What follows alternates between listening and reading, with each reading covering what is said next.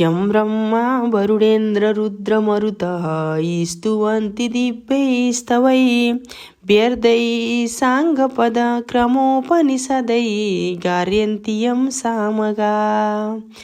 ध्यानावस्थितं तद्गतेन मनसा पश्यन्ति यं योगिनी यस्यान्तं न विदुषुरासुरगणा देवाय तस्मै नमः। श्रीमन्चन्दनचचिचौज्ज्वलभू शुक्लाम्बरा मल्लिका मालालङ्कृतकुण्डला परविलसन् मुक्तावली शोभिता। सर्वज्ञाननिदानपुस्तकधरा रुद्राक्षमालाधरा वाग्देवी वदनाम्बुजे वसतु मे त्रैलोक्यमाता चिरम्।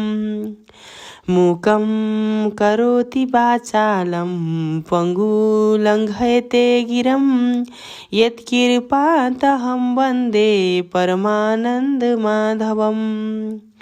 नमो भगवते तस्मै व्यासायामिततेजसे यस्य प्रसादादच्छामि नारायणकथामिमाम्।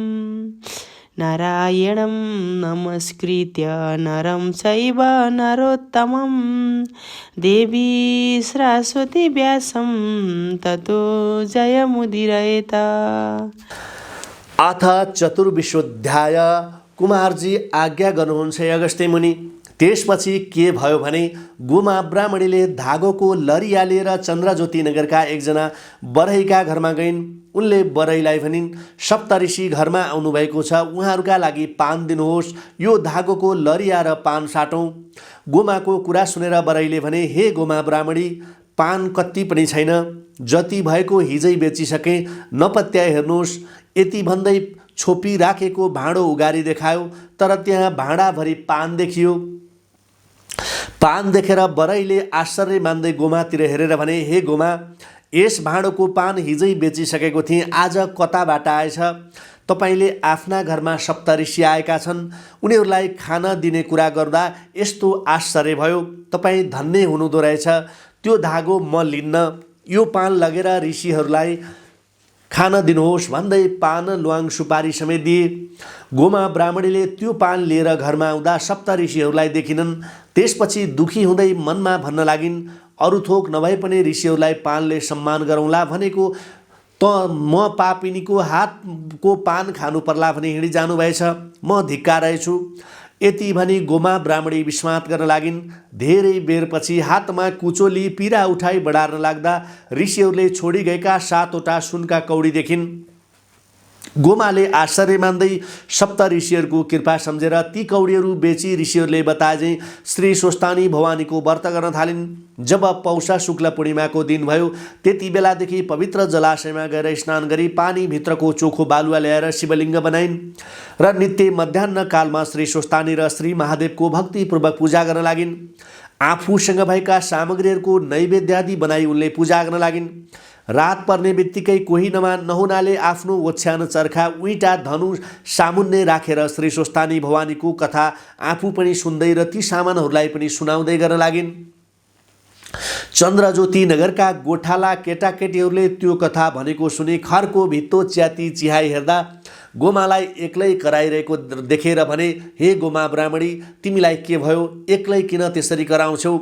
गोठालाहरूको प्रश्न सुनेर गोमाले भनिन्, हे बालक हो, सप्त ऋषिहरूले भनेअनुसार श्री स्वस्थानी भवानीको व्रत गरेर उनी भवानीको कथा भनेकी हुँ। सुन्ने मानिस कोही नहुँदा ओछ्यान, चर्खा, उइँटा, धनु आदिलाई सुनाउँदैछु।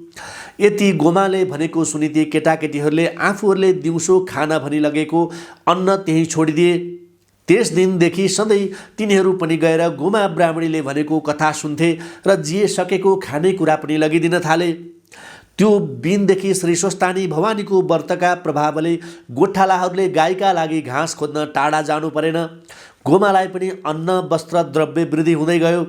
व्रत गर्दा गर्दै महिना दिन भयो र माघ शुक्ल पूर्णिमाको दिन सम्पूर्ण सामग्री तयार गरी एकचित्त भई श्री स्वस्थानी भवानीको पूजा गरी ध्यान गर्दै हातमा अर्घे पात्र लिएर गोमाले प्रार्थना गर्न लागिन्। हे श्री स्वस्थानी भवानी, मेरो पूजादेखि सन्तुष्ट भई मलाई दुःखका समुद्रदेखि पार गर्नुहोस्। मेरो पुत्र नवराज आफ्ना बाबुको खबर गर्न गएको चाँडै आइपुगोस्। मलाई श्री महादेवले भिक्षुको रूप भई दिनुभएको श्राप पनि नाश गरिदिनुहोस् र मेरो पुत्र नवराजलाई यस लोकमा सुख सम्पत्ति दिनुहोस्, साथै परलोकमा पनि मोक्ष दिनुहोस्। हजुरको जप ध्यान सधैँ मेरा हृदयमा रहोस्। हे जगदीश्वरी, यो ब्रह्माण्ड संसारका सृष्टि स्थिति संहारका कर्ता ब्रह्मा विष्णु महेश्वर एकै रूप भएकी आदि अन्त्य नभएकी हजुरलाई कोटि कोटि नमस्कार छ। हे पिनाक धारिणी, हजुरको महिमा वर्णन गर्न हजार जिब्रा भएका शेषनाग तथा सरस्वतीले पनि नसकेका म जस्तीले के सकौँला र। यसरी स्तुति गरी अर्घ्य दिई दण्डवत प्रणाम गरिन्। अनि प्रसाद झिकी अष्टोत्तर 100मा 8 रोटी, 8 अक्षता, 8 बेली पुष्प, 8 जनै, 8 पान, 8 कुड्का सुपारी सगुन समेत यो मेरो पुत्र नवराजलाई भनी पर सारिन्। 100 रोटी आफूले फलाहार गरी रात्रिमा जागराम बसिन्। त्यसै दिन धेरै रात गएपछि श्री स्वस्थानी भवानीका व्रतका प्रभावले नवराज आइपुगेर बाहिर बसी बोलाए, हे माता, माता ढोका खोल्नुहोस्, म आइपुगेँ। गोमाले आफ्नो पुत्र नवराजको बोली सुनेर चाँडै उठी बाहिर आइन् र भित्र बोलाएर लगी ठुलो प्रीतिपूर्वक भन्न लागिन्, हे पुत्र, कुशलै छेस्? तेरा बाबुको खबर के छ? आमाले सोधेपछि नवराजले सबै वृत्तान्त वर्णन गरे। नवराजले भनेको सुनि गोमाले धेरै अधैर्य भई हात निधारमा बजारी भन्न लागिन्, निर्विवेकी विधाताले 70 वर्षका बुढासित 7 वर्षको उमेरमा मेरो विवाह गराएर यस्तो यौवनावस्थामा बिछोड गराइदिए। हे स्वामी, भिक्षा माग्न भनी जानुभएको मलाई एक्लै छोडी कता जानुभयो? हे नाथ, तपाईँ बिना मेरो प्राण कसरी रहला? जहाँ तपाईँ जानुभयो मलाई पनि त्यही लैजानुहोस्।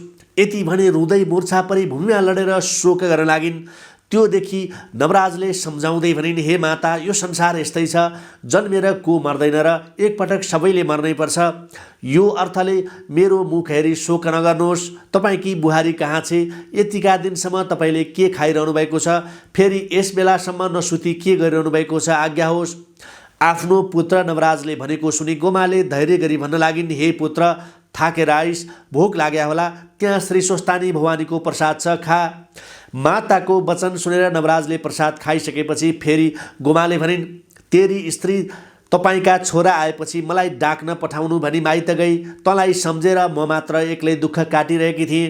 एक दिन सप्त ऋषिहरू आई मेरो दुःख देखेर ठुलो दया गर्दै श्री स्वस्थानी भवानीको व्रत गर, तिम्रो दुःख नाश होला, इच्छा सिद्ध होला भनी उपदेश गरेको हुनाले तिनै ऋषिहरूको उपदेश अनुसार मेरो पुत्र चाँडै आइपुगोस्, दुःख नाश होस् भनी श्री स्वस्थानी भवानीको व्रत पूजा गरेकी थिए र समापन गरेर रातभरि जागराम गर्न अहिलेसम्म सुतेकी छैन।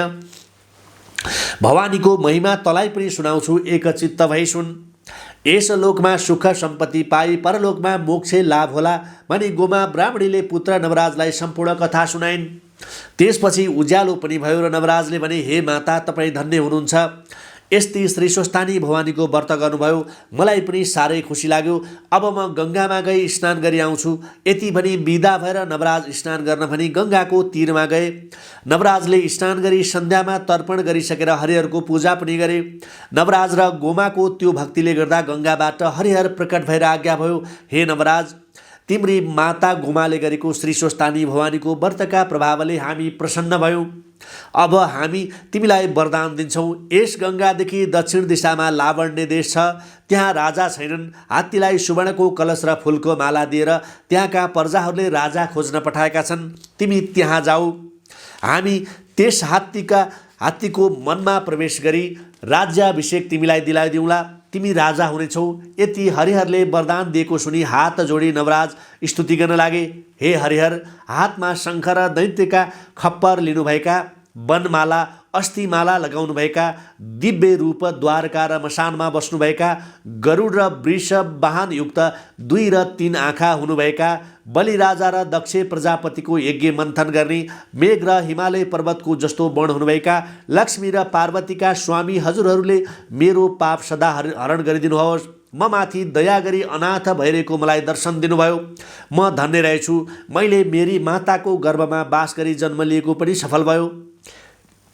हे भक्तवत्सल, हजुर कस्ता भने दुष्ट जनको नाश गरी साधु जनको रक्षा गर्ने, ब्रह्माण्ड संसारको सृष्टि गरी पाप व पुण्यका साक्षी हुनुभएका यस्ता हजुरलाई कोटी कोटी नमस्कार छ।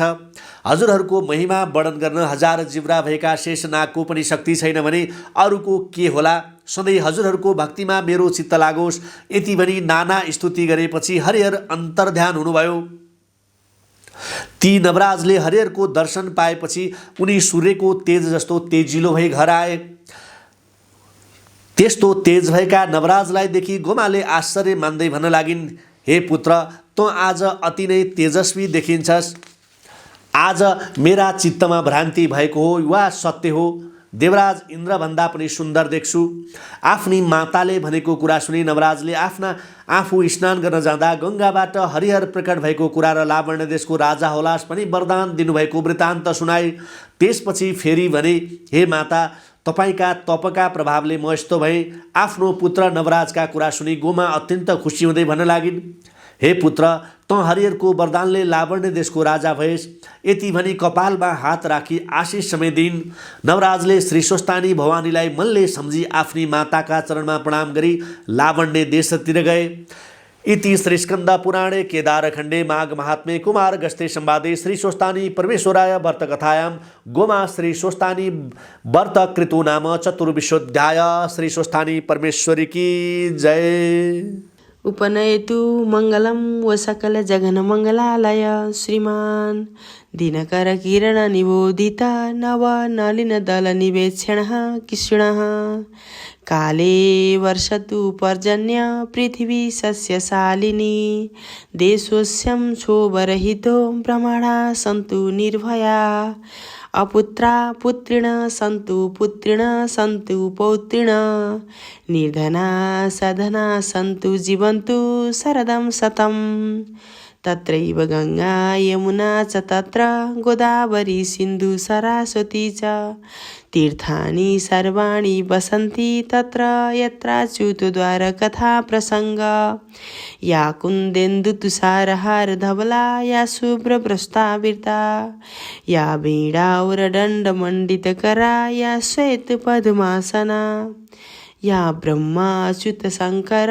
प्रभृतिभिर्देवै सदा वन्दिता सा मां पातु सरस्वती भगवती निशेषजाड्यपहा कायेन वाचा मनसेन्द्रियैर्वा बुद्ध्यात्मना वा प्रकृति स्वभावत् करोमि यदत् सकलं परस्मै नारायणायति समर्पये तत्।